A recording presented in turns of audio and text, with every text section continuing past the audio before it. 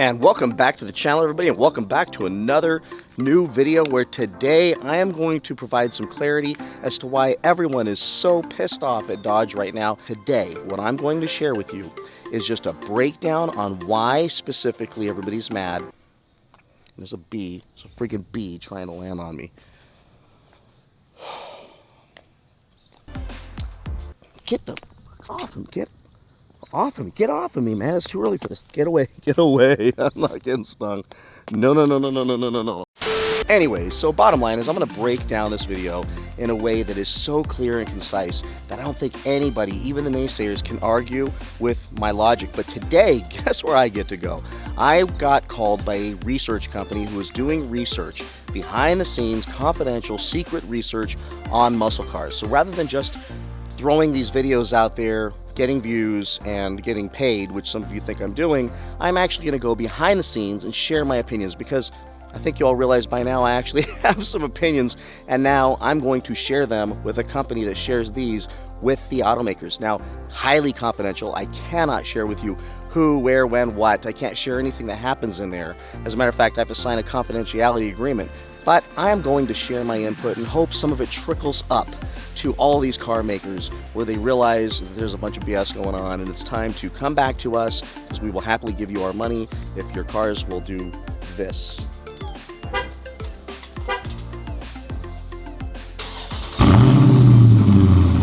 And with that, I'm going to go do this little research study in about an hour or so, then I'm going to pick up where I left off with this video and get into it. See you in a minute.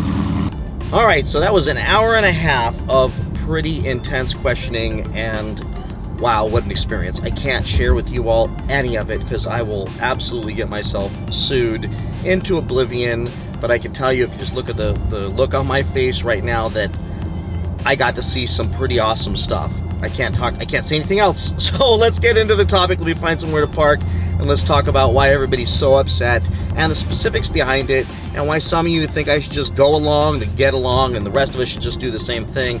Why we shouldn't. We should pound our fists. And after what I did today, I can tell you they are listening. They are targeting the right audience to get information. And that's the most I can tell you. And that gives me some hope. Let's get started, but I gotta find somewhere to park, so give me a second. Be right back. A few moments later. All right, so let's get started. So many of you commented positively, liked the video, like this video if you agree with me. When I get 15,000 views and 600 or 700 likes, I'm like, and most of the comments are great, just take a minute and go hit that like button and help me out. Let's get these videos out there.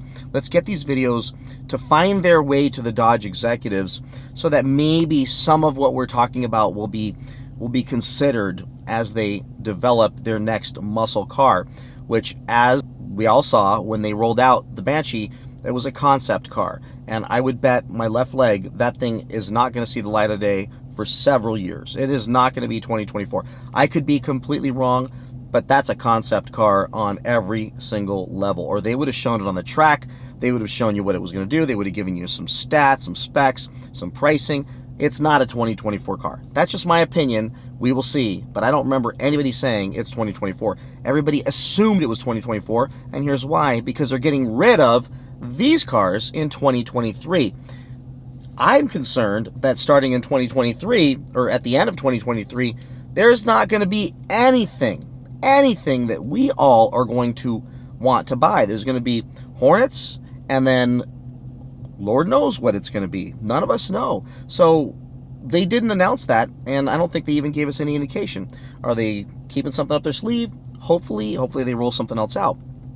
But some of the comments were, get with the program, the future is here, EV's here. I got this one from this guy. He says, I don't particularly support a toxic thinking environment. Here's the deal. Listen, I don't have a problem with these kinds of comments, other than the fact that they're making you sound like you actually believe that I'm being toxic. I'm just being honest, and I think the rest of you are as well. We're talking some facts here, and if we don't speak up and we just swallow the vegetables they're trying to feed us, then that's what we're going to end up with. But if we speak up because we do care, because we do want them to keep making cars that we love, so we can keep giving them our hard-earned money, then shouldn't be considered toxic, should be considered constructive. I'm not bashing anybody, I'm just telling the truth. Had another comment where a guy said that all of you who agree with me, well, are just attracted to the negativity. And the rest of the people out there think this is great and are on board with the future. Yet they don't seem to get that there is no future that was really shown, where a muscle car enthusiast is still going to be part of the Dodge environment. There is a concept of something that could be there, so what they're defending is shocking to me. So that guy's comment, by the way, was, you all are just lemmings jumping in behind me, and you don't reflect the real desire to move forward with the future of EV. And frankly, he says, none of you can afford to buy those cars anyways. You don't even have the money to buy those cars. That was his comment. Now, I should have screenshotted that because I'd put up on the screen right now. My comment back to him was, one, you don't get to trash my followers, my subscribers, my viewers. You don't get to do that and stay on this channel, so I'm going to block you. I'm going to leave your comment there hoping they get a hold of you and have a field day with you. But absolutely you don't get to say that about them, because that is so judgmental, it's not even funny. Next, he thinks he's so cool, so rich, so incredibly brilliant. I did welcome him to go ahead and compare net worth with me. I would be happy to do that. And if he's got more, that's cool. But to say that someone's income level, someone's net worth determines the value of their opinion or the validity of their opinion, that warrants a block. I mean, it does, right, guys? So comment below, let me know what you think about that. But people don't get to trash you guys. They can fight with me all they want, but they don't get to trash you all. So now let's talk about why everybody's upset. And I think it's really simple. I'm going to go through this real quick and easy. Day one of Speed Week, they got up there and announced a few things that made no sense. A body in white that is basically just a white body that you have to put everything in. And I couldn't help but to think that that body in white is like a car thief's dream. Go steal a Hellcat in Detroit, you see this on the news all the time, and then take everything out of it, and then take your $8,000 body in white and make another perfectly good car, and then go drive it around legally. I mean, talk about making car thieves the Christmas come true. You can go buy these bodies now and just find the parts somewhere else. Listen, that only applied to a handful of people in the world, and people who race cars, want to build their own car. Most of us aren't going to be able to do that. Try going to your credit union and saying, hey, look, man, I need $100,000 to go build a car from scratch, myself in my garage. The bank's going to be like, get the hell out of here. So most of us, that does not apply to. And then that beautiful, beautiful carbon fiber charger, leaving out the $200,000 price tag. None of us, let's just go ahead and eliminate like everybody watching this video, including myself, not a customer for that. Let's go ahead and agree. None of us are going to buy that thing. And then they come out with a convertible. They should have come out with that thing 5 years ago and made it just another option for people to buy, supported by Dodge, not a third-party maker of that thing in Florida that you're going to charge $25,000 for. Didn't make any sense. Most of us, certainly there's some of you that comment below that are like, I love the convertible, it's great. For $25,000, you deserve a special prize and a special dunce cap if you drop $25,000, along with the crazy markups you're going to see next year on a Dodge Challenger to get that convertible, which is an aftermarket convertible anyways. So that makes no sense. So they basically rolled out three things that none of us care about, none of us want to do. Talked about direct connection, and that was vague as well. So you left us wanting. And then when you talked about the new stuff, you said we're bringing back the Durango, and you said we're going to do the last year of the Hemis. Okay, cool. Last year, what are you going to do for us? And the part where I got disconnected was, here comes the markups again. And I know I keep saying this, and lots of comments below where people said, well, Dodge doesn't control that. You know, Tim said it's complicated to get the dealers not to charge markups. Here's the deal. It doesn't mean you can't say it. It doesn't mean you can't at least say it to make me feel better. How about we're going to do everything we can to stop these dealers from doing this? And we're going to use our incredible creative minds. They said they went into a room and in like 10 minutes came up with everything great about muscle cars and everything bad about muscle cars and came up with this EV. Then take another 10 minutes, squeeze it into the schedule, and figure out how to stop these dealers from doing these massive markups. Because here's the deal. Ford, they're figuring it out. Not completely, but they're definitely doing something about it. And they're at least trying. The CEO's screaming his head off saying, don't do it or we're going to control your allocations. And Dodge has the same power as Ford in controlling allocations. But to filter these cars, these special 7 cars, out to certain dealerships almost ensures we're all going to pay, if we agree to it, way, way more money for those cars. I hope I'm wrong. Absolutely hope I'm wrong. But he can control those things, or at the very least he can say, we're going to do what we can to help. Also, GM with their Corvettes are saying, they're exploring ideas of making the warranty not transferable before the first year. They're coming up with other creative ideas to try to control these things to keep the secondary market, people from buying them and then flipping them. That makes sense.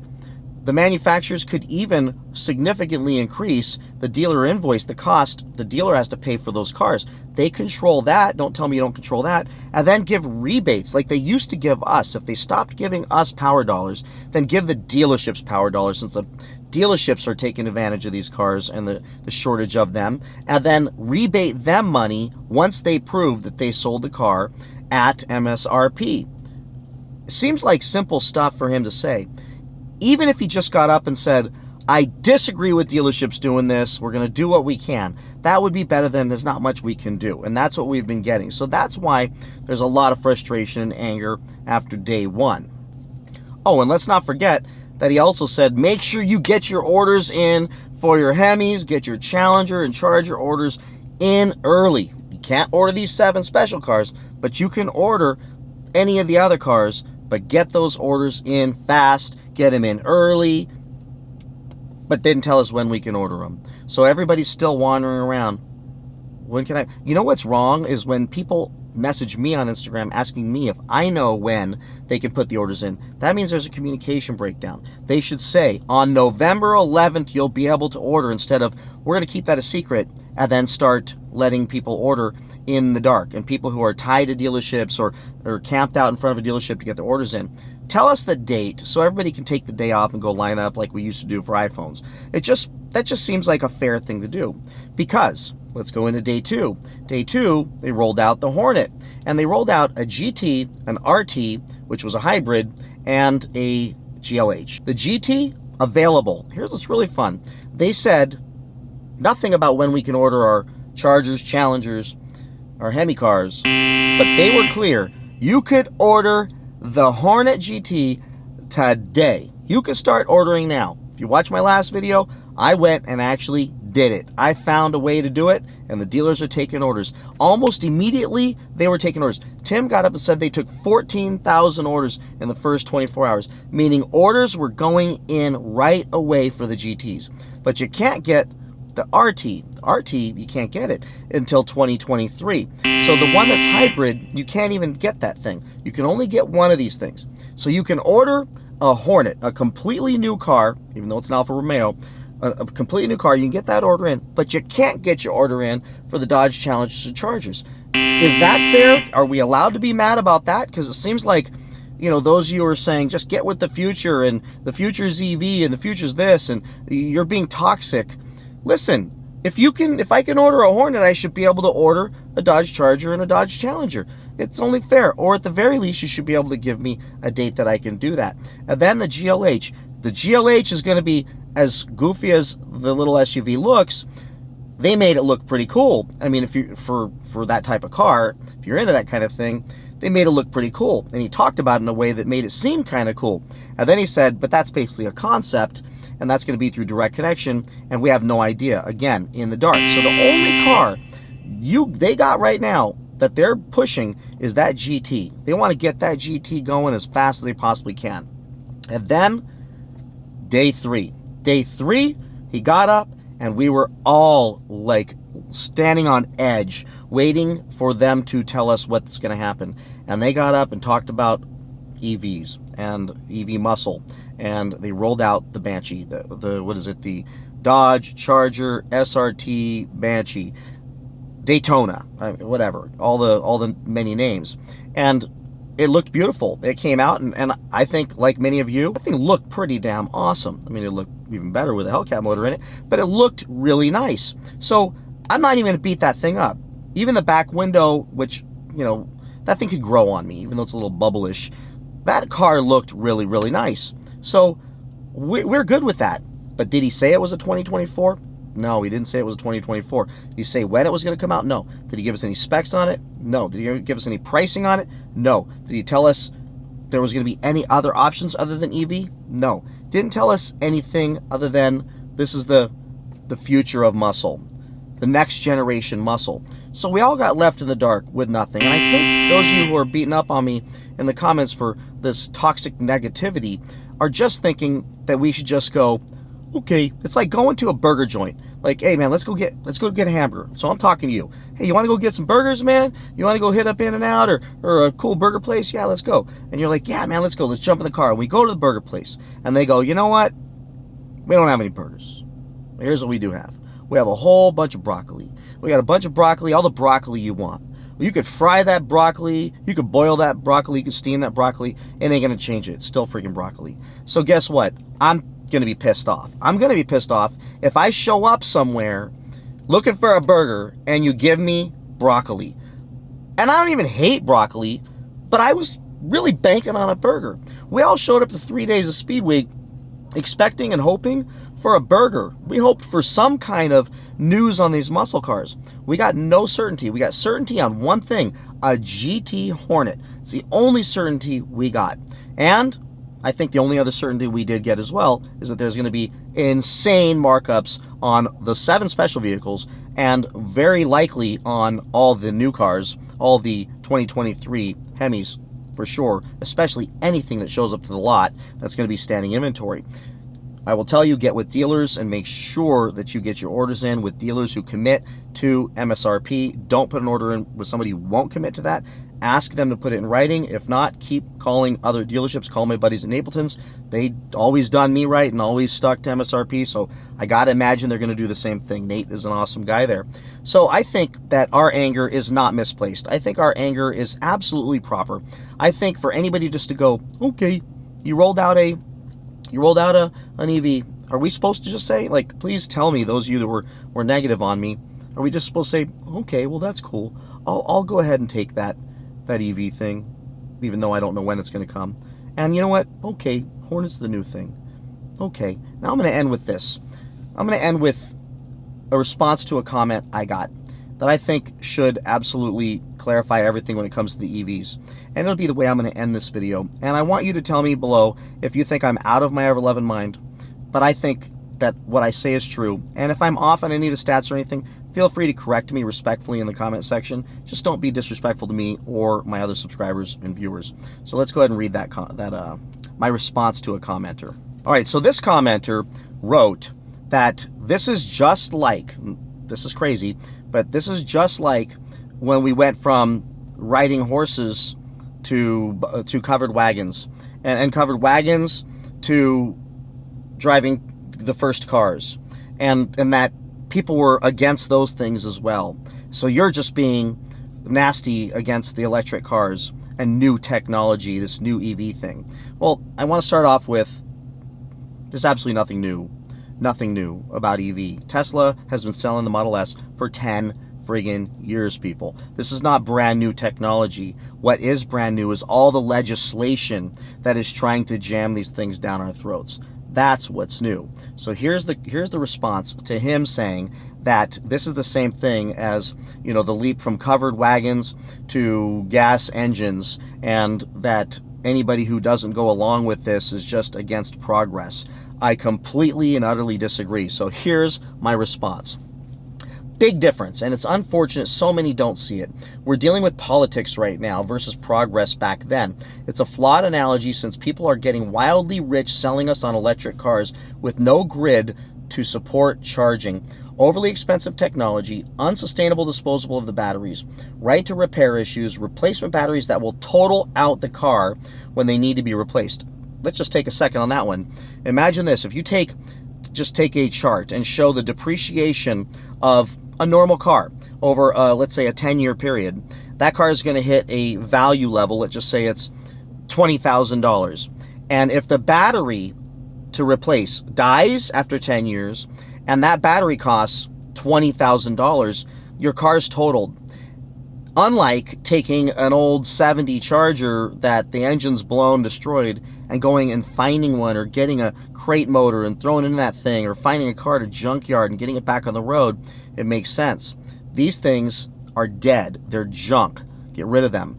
So many of the classic cars to this day are still in garages, being well taken care of, well maintained. These electric cars, when those batteries go, batteries going to be expensive. Now they're saying they're going to get the prices down. I'll believe it when I see it. The problem is we're still fairly early in the technology of these batteries, meaning that the advancements are going to keep coming and they're going to keep driving the prices back up. And remember, there's a lot of money in this for people to keep these prices up as well. So back to my response. No solution for people in apartments, vertical housing, low income, an expectation that a husband and wife, teenage driver will all be able to charge at the same time from their home, when one high voltage charger can cost several $1,000s and only accommodate one car at a time. People without garages who park in the street will need to drag a super long cord to their car at huge risk and expense. Lack of charging stations to accommodate even what we have right now, and no well-articulated plan to address these costs, locations, etc.